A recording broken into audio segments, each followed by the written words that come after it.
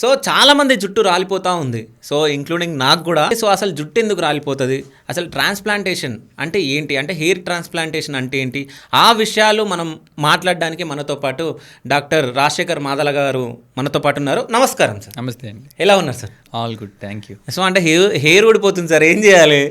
Hair అందరికీ ఊడిపోద్దండి, చిన్నపిల్లల దగ్గర నుంచి మొదలుపెట్టి 90 years ముసలాళ్ళ వరకు ఎవరికైనా హెయిర్ ఊడిపోతుంది.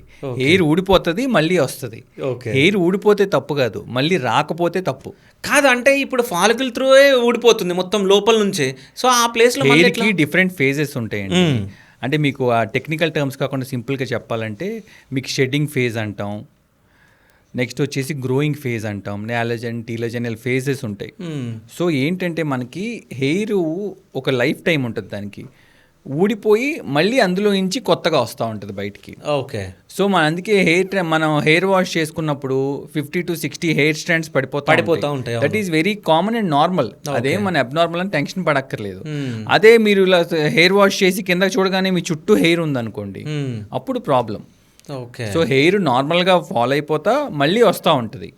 అలా కాకుండా ఎక్సెసివ్గా హెయిర్ ఫాల్ అవుతుంది అంటే అప్పుడు చూసుకోవాలి. Okay.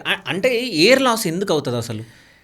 Stress on the body. Okay. మీకు ఫిజికల్ స్ట్రెస్ ఉన్నా హెయిర్ లాస్ అవుతుంది. ఓకే. మెంటల్ స్ట్రెస్ ఉన్నా హెయిర్ లాస్ అవుతుంది. మీకు ఏదైనా చిన్న కోల్డ్ కాఫ్ లాంటి వైరల్ ఇన్ఫెక్షన్ వచ్చినా హెయిర్ లాస్ అవుతుంది. ఫీవర్ వచ్చినా హెయిర్ లాస్ అవుతుంది. మీకు థైరాయిడ్ ఉన్నా హెయిర్ లాస్ అవుతుంది. హార్మోనల్ ప్రాబ్లమ్స్ ఉన్నా అవుతుంది. కొన్ని రకాల మందులకి అవుతుంది.